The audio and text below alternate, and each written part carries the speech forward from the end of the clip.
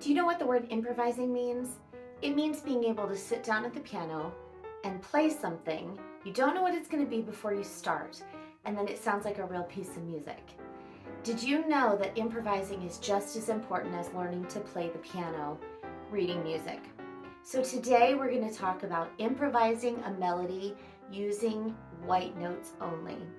So there are two different keys that you're going to learn to play in, the key of C and the key of A minor. One of the keys is going to sound happy and joyful, and the other key is going to sound sad or a little bit scary. Both of them are played with white keys only. Come on over with me to the piano and I'll show you how it's done. By now you know what a C looks like on the piano. Here's a C and here's a C. It comes to the left of two of the black notes right here.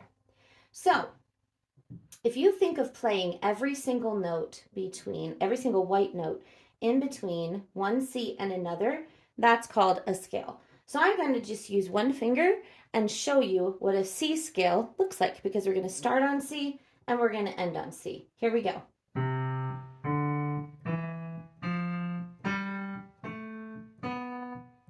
And then we can go back the other way. We can start on this C and go down the piano and land on this C.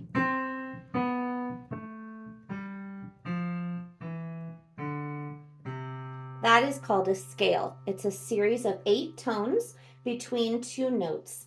And that is your very first scale. So later we will learn how to do the proper fingering. But for now, you can use just one finger. To improvise in the key of C, you can use both of your hands or just one. For right now, I'm going to use just my right hand, and I'm going to play any white notes at all. But the important part is that I start on C and end on C. This is going to be called our home note. It will make it sound like your piece has come home and has a place to land when we're done. So we can make up a melody like this as long as I'm starting on C and ending on C. So let's try a little melody.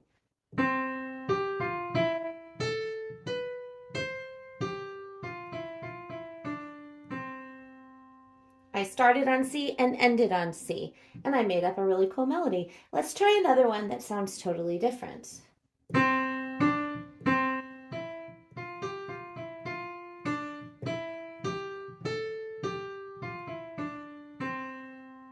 So it still started on C and ended on C, but it sounded completely different. And it's called a major scale. A major scale sounds kind of happy and joyful. Let's say you wanted to improvise a song that perhaps did not sound quite as happy and joyful. So every major key has a cousin. I like to call it a cousin. It's actually called a relative. And it is a relative minor key. And the way that we find it is we start on the key that we were originally on, which was our C. And we're going to go down 3 notes to the left of the piano, 3 notes going down, including any black notes that happen to be there also.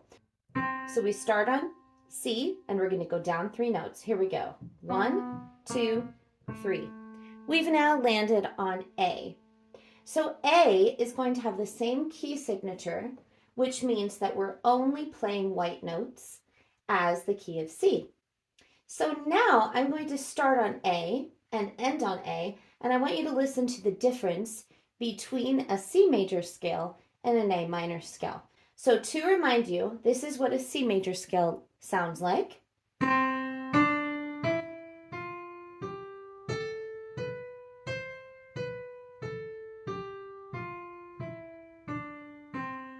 And now I'm going to also start on A and only play white notes again and end on A. Listen to the difference.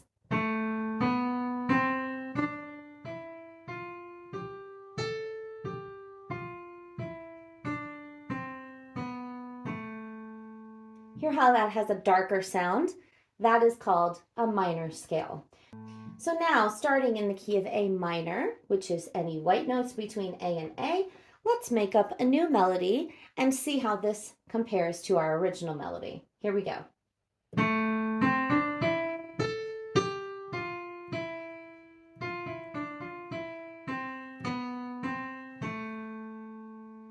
Do you hear how that sounds very different? It sounds darker or maybe a little bit more sad. So this week when you're playing, I want you to try playing an A minor scale and a C major scale. Don't worry about the fingering. You can just use one finger if you want to. Always have a home note, which is our A, and then you start your song and end your song in A and create a melody.